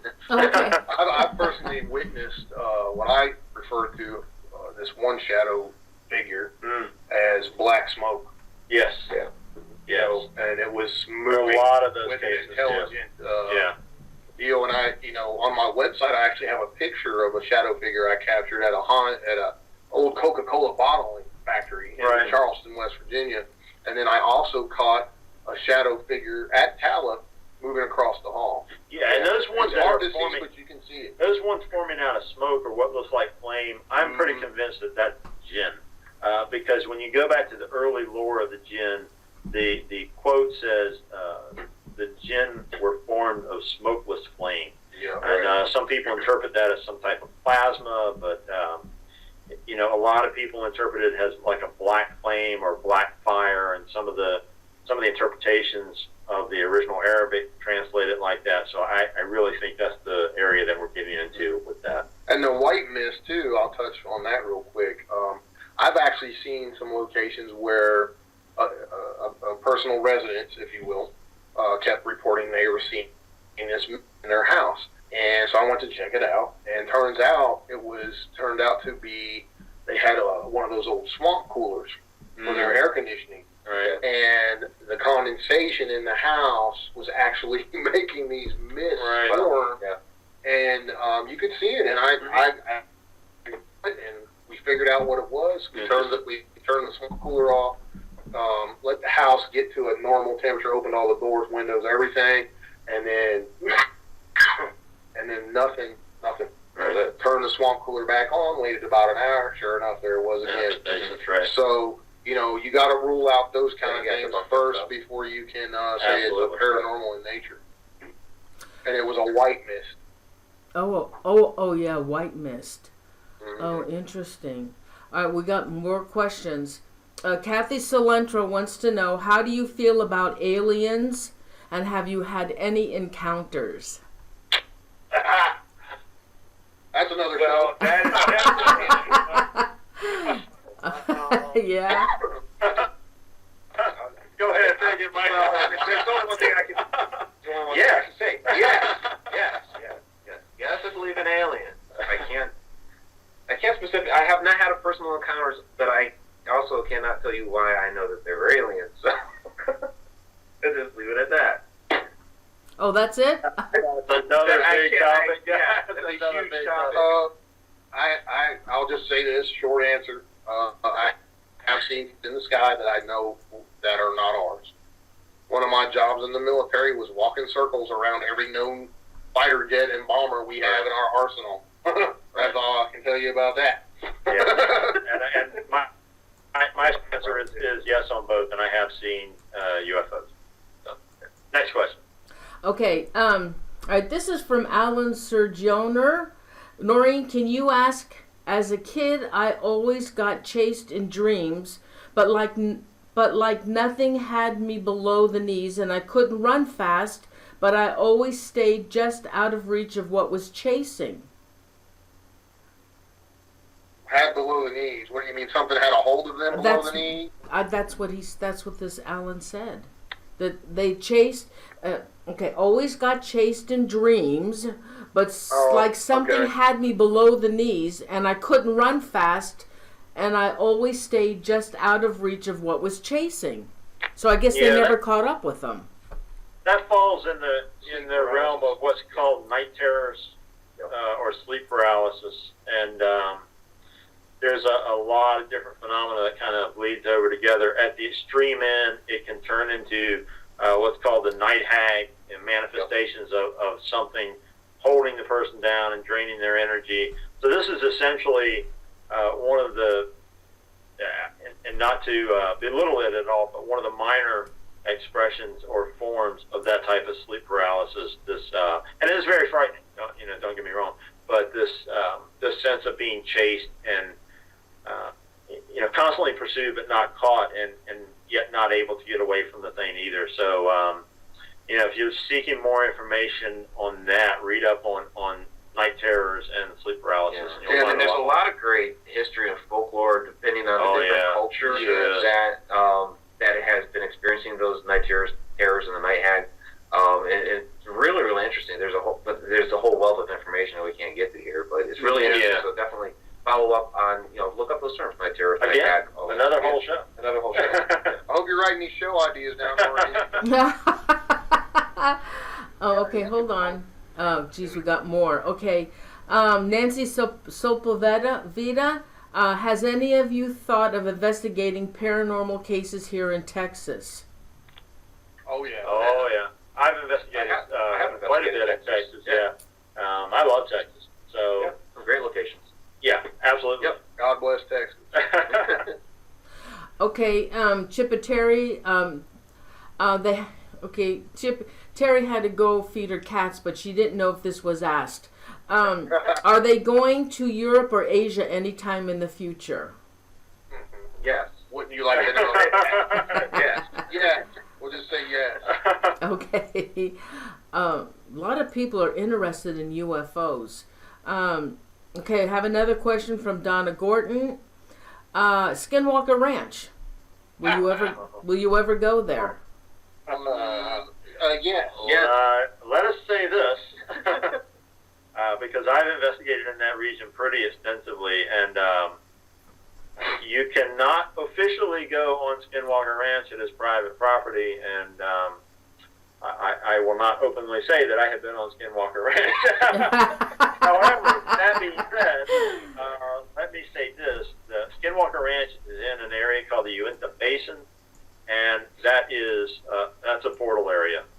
For those not familiar with that term. It's sometimes called a window zone, but it is an area of high strangeness, and it is an area that is just rich in phenomena from UFOs to dogmen, Sasquatch, haunted locations. I've investigated a lot of stuff in that area. The phenomena there is not restricted to Skinwalker Ranch. It's in the whole basin area. So, what's the geomagnetical? We'll talk about that off. Yeah. Okay. Never mind. That'll be in the DVD sometime. But yeah, I mean that's what we look for, guys. We want places like that. We want to try to tie that into what causes all this paranormal phenomena. You know, whether it be UFOs, Sasquatch, whatever. You know, those are the type of areas we really want to check out. Right. So what are the relationships and all those? Yes. Absolutely. Yes. Okay. What else you got? Okay, someone by the name of Scream All TV Shows wants to know if you'll ever investigate the Deanna Simpson case. That is, we cannot say. Okay. Yeah. Yeah. Okay. And Griffin Corcoran, he mentioned Andrea Perrin, but he said something. Oh, I don't know what the hell that means. I don't know. He's talking about Andrea Perrin. Something like I don't know what's going on. I'm sorry. Is there any other? I don't know what this is. We all know Annie. I don't know anything about that. Okay. Well, that's a good one. The unseen scene. That question right there, Noreen. Do we own any haunted items? Oh. Matter of fact. Yeah, I've got some in the trunk right now. We do. There you go. With quite a few between us. Yes. Yeah, we do have several. I have quite a few. Well, David's got a lot. I've got a lot of I try not to keep them at home. Does anything happen to you at your home with these haunted items? I mean, I've had stuff happen at home. I don't know if it's related to the haunted items, but. Well, well, Mike, let me ask you this then. Before you had that haunted item in your home, had you had any experiences? Yeah, I had experiences before and after, so Oh. It's kind of hard to relate it to whether there was specific activity to that haunted item or not. Okay. All right. Hold on for a minute. Let's see. Brandy Shirley, what is their dream location to research? That's a tough. There's lots of. There's a whole lot. Here's one that comes up right off the top of my head. Somebody mentioned Texas. The freaking Alamo. Oh yeah. But you can't get in it, of course, because it's owned. It's a historic site. But oh my gosh, to investigate the Alamo. Just walk in there. There's a whole whatever you want. You can, but it's not quite. You can't do it for investigation. Yeah, but there's so many locations. I mean, pick a state or a country, and we can come up with dozens of them. So we each have a bucket list. Yeah. Let's see. There was also a question about a portal. I think they wanted to know, had you investigated any places that had portals in them? Oh yeah. Oh yeah. Definitely. Belair House is one. Just to throw off the cuff. The Uinta Basin, where the Skinwalker Ranch is, full of portals. Sedona, Arizona, Superstition Mountains. Oh my gosh, the list goes on. Yeah, lots of areas. Oh, okay. So, David Weatherly, will you explain what a portal is? Sure. There's thinking about it from that question, she may be asking in a different. She may be asking about a different type of portal. Yeah. When I referred to a portal area earlier, that essentially is a phrase that stands for an area that exhibits a wide range of phenomena concentrated in a geographic area. So, Skinwalker Ranch, which somebody asked about, and the Uinta Basin, which I referenced. The Uinta Basin is the area where the Skinwalker Ranch is located. And like I said, it's a geographical zone that just contains a really high level of weirdness, constant reports, and everything ranging from, haunted locations to constant UFO reports, alien abductions, a wide array of cryptids and everything else. And in ancient lore, a lot of Native American tribes will talk about these zones. They'll have their own terms for them, but it essentially often translates to window zone or portal zone. And sometimes the area is taboo to the tribe, and it is designated because the natives believe that is an area where the veil between various worlds is the thinnest, and things can come and go at will in those areas, hence making it a very dangerous place. Or sometimes it's an area that is actually ruled over by a different race of beings, like the Superstition Mountains. That's a taboo area for a lot of natives, and they believe that a reptilian race lives inside the Superstition Mountain. And it is known for a fact that there's a wide range of tunnels running all through the Superstitions that have not been explored. And people disappear a there. lot of bizarre encounters in the Superstition Mountain area, a lot of reptilian encounters and other kinds of humanoids. So, in short, that's what that type of portal zone is. There's also we're the term, in one of those that you just talked about right here. Right, yeah, we are. We are in a portal zone right here in the Appalachian Mountains. Right. And then there's another use of the term portal, which we hear sometimes, and again, we were talking about this earlier tonight, Bobby Mackey's is often referred to as a portal of hell because of what is purported to have happened underneath Bobby Mackey's. And people believe that some kind of dark magic or satanic practice or something opened up an entrance to a darker world. And actually starting to see more of those types of things manifest around this country in the last several years. Yeah. And a lot of times it's a result of people dabbling in different types of dark arts, not understanding exactly what they're unleashing, but creating an open invitation for a wide range of entities to come through at will. Yeah. And that can create a portal, a localized portal, but certainly nonetheless dangerous. Yeah, that's something I experienced at Black Bear Church out in Oklahoma. It's an abandoned church basically out in the middle of nowhere. But after the church had been abandoned, there were people that came in and were doing different practices, different rituals that they were doing in the back. And it opened something up, and now, a lot of little shadow people are seen around the perimeter. There's a crawler that's been reported in there. So there's, people do in these dark arts are opening things up that they're not really understanding what it is they're doing. Exactly. And then you have another type of portal, the natural portal. That could just be there for whatever reason we don't understand. Maybe crossing the bloodlines or something. Sedona, Arizona is a good example of that. Okay, hold on. Phil. Okay. Alan Surgeonier. Are the guys authorized to do exorcisms if they come across a demonic possession they were sure of? I'm not, and I would never attempt it personally. I have shamanic training from Native American teachers to deal with some of these things to an extent. However, we pretty much have a policy that what we do is if we find someone who is in need of that kind of help, then we try to help them get assistance in keeping with their personal belief system and with the details of the location and the situation. So, we're blessed to have a pretty wide scope of friends in the paranormal and supernatural community that we can call on for various things. And we do rely on people like that. So then, David Weatherly, then how would you make that determination that they are in need of an exorcism rather than just a really bad negative energy?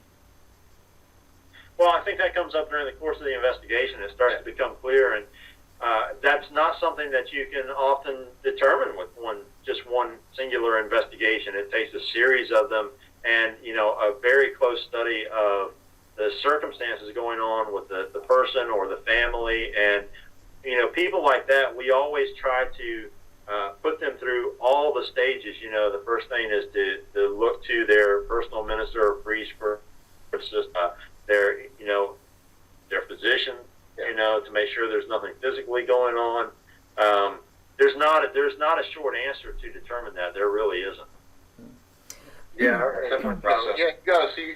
You have to go and actually investigate numerous times, in a person's residential location and see what's occurring there. You have to document it, and then try to make a valid determination based off of what you witnessed. Right. And then turn it over to people that can do that. And I'll be honest with you, we turn these things over because in this day and age, there's just too many legalities that you have to be careful with. And we're not promoting ourselves as any kind of exorcists or not at all. people who are setting out to cure, these locations or people or anything like that. So we tend to direct them to, people who are legally able to help them to whatever degree they need it. And I'll give a bit of an example here. And I think this is kind of an area where TV has contributed a bit of a hindrance here, where you see in some of these different shows where you see an investigation. Oh, there's a demon. We'll bring in a demonologist, push it out, done. And it doesn't happen like that. No. The case that I was on the Haunted, which was in Edmond, Oklahoma. It looks like we went out there for one investigation. We brought in Carl Johnson. We had a blessing in the house. It wasn't demonic, but it was definitely a negative entity. But no, we had investigated there like 5 or 6 times to determine what was going on. We dug up a lot of history of the home. There had been suicide in the house. We were trying to determine, whether this entity was the guy that committed suicide, or if it was something else that maybe influenced him. And this happened over a number of investigations over several months, until we were finally determined, okay, we need to take course of action here. So it's not immediately like that. TV just makes it look like that because they're trying to wrap up everything neatly into one little episode. Yeah, I personally have stayed away from those type of cases for various reasons because, it's just, I've been there, done that, and I've dealt with people who, there's some that want attention, there's some that are dealing with personal issues, and they just want attention. Whether it's negative or positive, they don't care. They're, whatever the case may be. And then the liability factor is just too high. It's too high. It is. That's exactly what I'm saying. Legally, it is. And I know exorcists. I have a great deal of respect for the ones who are genuinely doing exorcism. And I also have a real issue with the fact that there are a lot of people out there proclaiming themselves to be exorcists and demonologists, and they have no idea what they're doing. And I've spent a lot of time in Italy. I've associated with a lot of Catholic priests who do this work, and every one of them will tell you that an exorcism is not something that is done in a half-hour session and it's over with. Most of these things are over a long course of exorcisms. It's not just a one-time thing like Hollywood would try to make us believe. Yeah, and they often have to go back and redo it months and months later. Exactly. And still those things sometimes do not go away completely. So it's not like you see on TV, folks. Just remember that. Next question. Okay, Donna Gordon wants to know, how did this idea all come about? I guess you guys forming a team. Well, we kind of talked we covered that in the very beginning. Touch on it really quick. I investigated with David and investigated with Mike. I wanted to bring those two together because we all think alike. We all pretty much have the same methodology of investigating, and I knew it would work, and sure enough, it worked, and we love it, and that's the short answer of it. Away we go. Okay, hold on.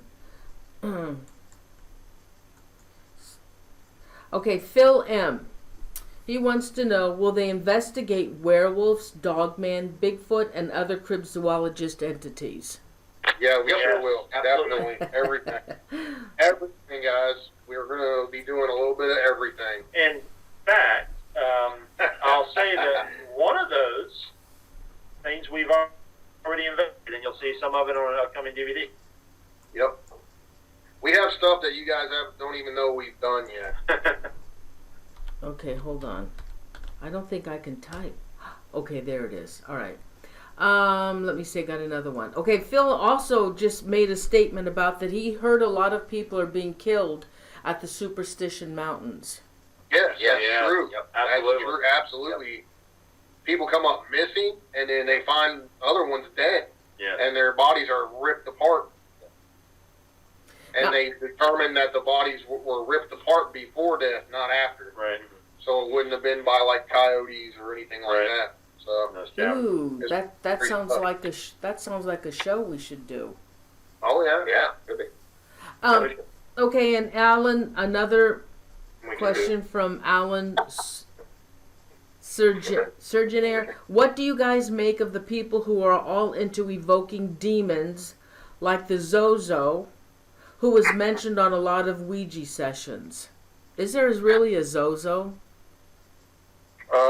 Yes, there is. Yes, absolutely. And let me tell you, the reason I answer yes is because even if there was not originally a Zozo, there is now, because so many people have contributed to the idea of Zozo and collectively put energy into the manifestation of this thing that they have either created it in the sense that a tulpa can be created, or they have summoned some other entity who conveniently took up the idea and said, "Oh, I'll call myself Zozo," and ride this, ride this whole fear factor that people are generating. So this whole thing of invoking negative entities, it's pretty sick, and it's an unfortunate side of what we have to deal with investigating a lot of these locations, because you can go in somewhere. There are way too many of these locations where people have decided to do a seance or a Ouija board or any number of things. And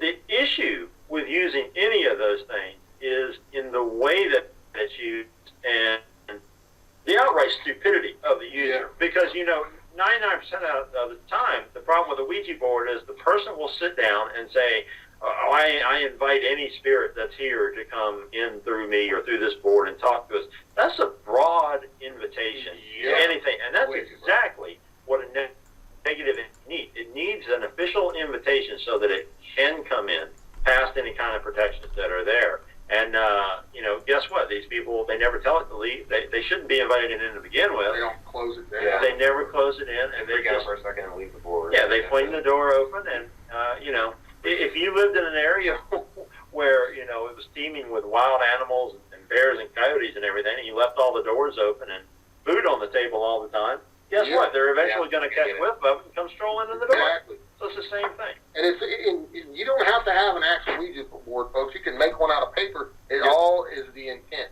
Yeah. It's the intent of what you're doing. And you don't even need that. Yeah, you can just say it. I mean, There's too many people picking up things, books on satanic practice, dark magic, and all these different things, and trying to work spells and do things, and they're issuing these invitations to entities, and a lot of the time something happens.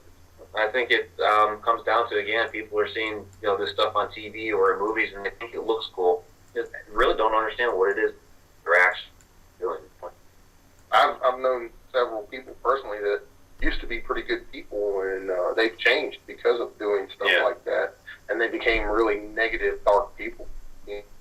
That's the guys on the street. They used to be good people, and doing that kind of stuff has changed them. Here's them apart. Yep. No. What do you think, guys? Couple more questions? Yeah. Oh, okay.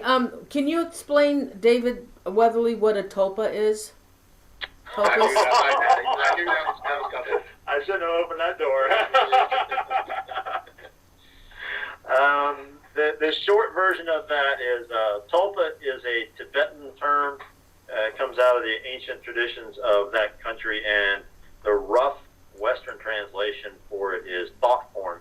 It represents an entity that is created by projecting energy. Usually it's focus in the mind. You start to visualize something. It begins to take form and sort of like a ghost, and eventually becomes fully solidified and is able to interact with people.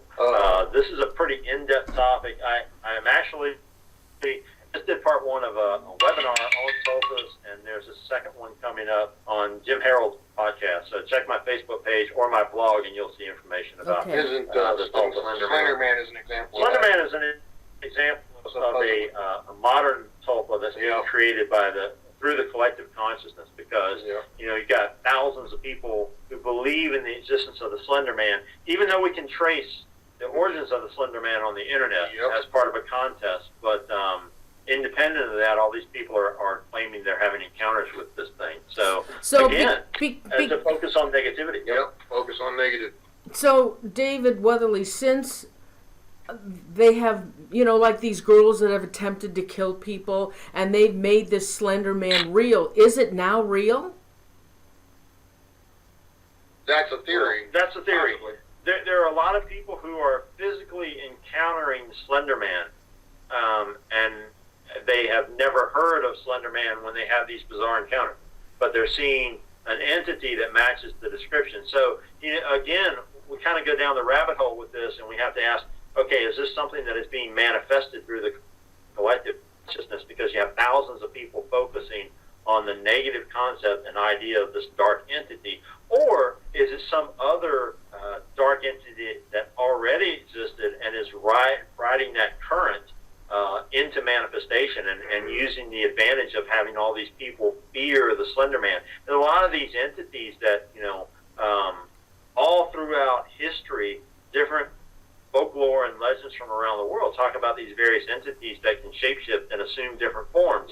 And they do that by interacting with the consciousness of the people that they're trying to affect. So, if somebody's walking around thinking about Slender Man or being afraid of the idea of Slender Man, then it starts to manifest. All right. The devil goes by many different names. Exactly. It's the same thing. Exactly. Same concept there. Right. And they will take whatever form, like David said, to take over that fear. They feed off of fear. Mm-hmm. All right, I have two last questions and no more. Frank Panion wants to know, Noreen, please ask if they are willing to listen to EVPs that we get and tell us what they think. I'm sure you can send them to us. I Yeah. mean, we don't know how long it will take us to get to them, as we are extremely busy with all of the things we have going. But we always try to get to them. Yeah, we're more than willing to do that. Like Dave said, just give us time and make sure, if you're going to send that to us, make sure to include all the information about the EVP, the location, when it was captured, and so forth. Don't send partial files or partial information. Yeah, just don't send us an EVP with no description, because we have no clue what you're talking about. Exactly. All right, one last question. Alan Surgeoner, again. I've heard every kind of entity mentioned, Bigfoot, Dogman, werewolf, etc., but haven't heard of any vampires. Is there such a creature? We check that out too. It's folklore, And there's different types of vampires that can Absolutely, exist. So we explore it all. Yeah.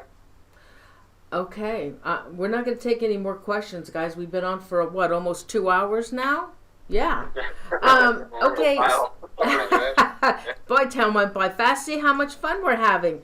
What do you... Okay, so Dave Spinks, we have a big crowd tonight. We had 100 people tonight, and we have 98 watching right now. Oh, God, there's one more question. I said no more questions. Okay, all right, one more. So people who call on, David Allen again, so people who call on spirits, giving them all the more power in this realm by keeping calling or channeling, and is channeling dangerous then? Oh, yeah. I personally don't recommend anyone to channel a spirit because you're letting them use your body, man. And to me, that's a big no-no. That's my personal opinion, Now, for people that claim they're a medium that can do that, so be it. That's their forte, whatever. I would never do it. That's why I don't like using the Ouija board. Yeah, it's a broad term. Channeling can be used in a lot of different contexts. You sort of go into the metaphysical age realm, and the term channeling is often used for people who connect with their higher self or with their guardian angel and things like that, and allow the information to come through. So, Depends what context. It really depends on the context when you use the term channeling.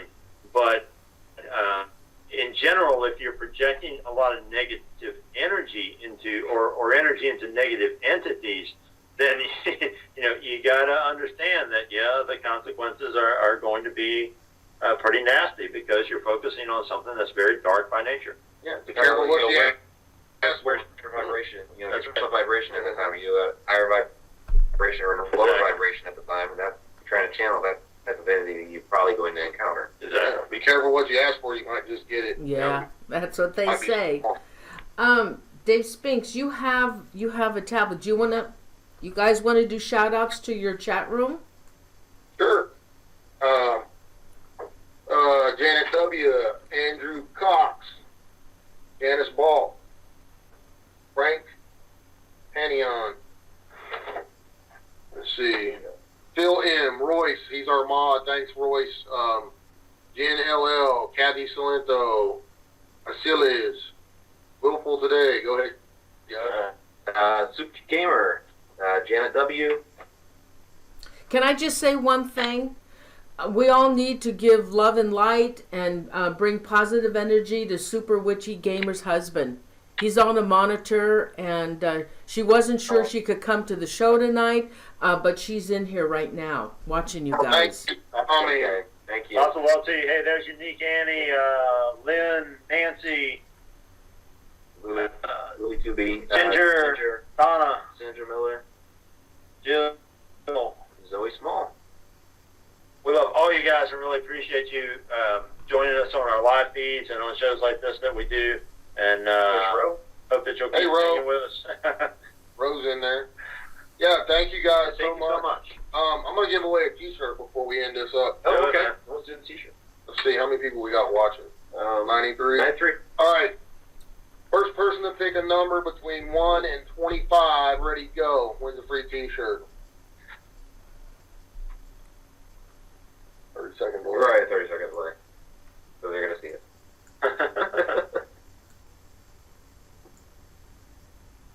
And you will get the first official SOS shirt.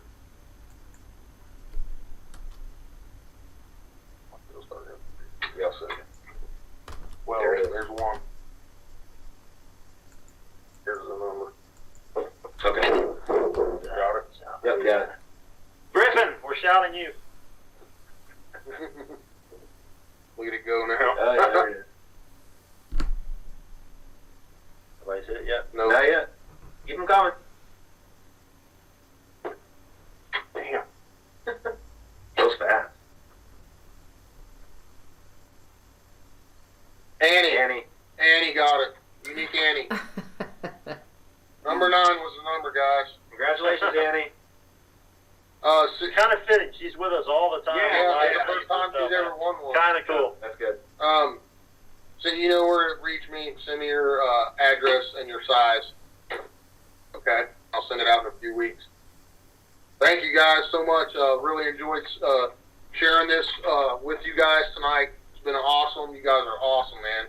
And Noreen, thank you for having us on to this really special show, and thanks so much for all your support. We love you. Oh, God, I love you guys. There's nothing I wouldn't do for you, and it was an honor to present you tonight to everybody. We had a huge crowd. We had 100 people in chat tonight. Awesome. That's awesome. Guys, SocietySupernatural.com, Society of the Supernatural for the YouTube channel and Facebook. Yep. Thank you so much. There you go. Thanks a lot, guys. Thanks, guys. Okay, hold on for a second. Hold on for 1 second. Let me get this back up. Okay, so when is your next live show? Should be Sunday night. Maybe, possibly Saturday. We'll let everybody know, but after Sunday. the event. Yeah. Maybe. Okay, everyone, thanks so much for joining us tonight. Wait. You may see little live excerpts off of my cell phone as we're going to locations. Yeah, that's true too. Because I'll throw stuff up on my channel as well. So I guess our personal channel. Yeah, our personal channels and SOS. I have a phone now. It'll all be linked together. It'll all be linked together. Just keep an eye out. Yep. We'll have stuff as we go along, definitely. Okay. Thanks so much. I'm really excited for you guys, and I can't wait to see your investigations together as a team now that you are official a team. Everybody, let's wish them lots of luck. Thanks so much for joining us tonight. Don't forget, I've got a show on Monday. Another show coming up on Monday. I'll be sending out the notices. They'll be posted all over Facebook and Google+. and then my regular show on Thursday. So everybody, I want to say good night. Thanks so much for your support for all of us, and we're going to say good night. Thank you. Good night, everyone. Good night.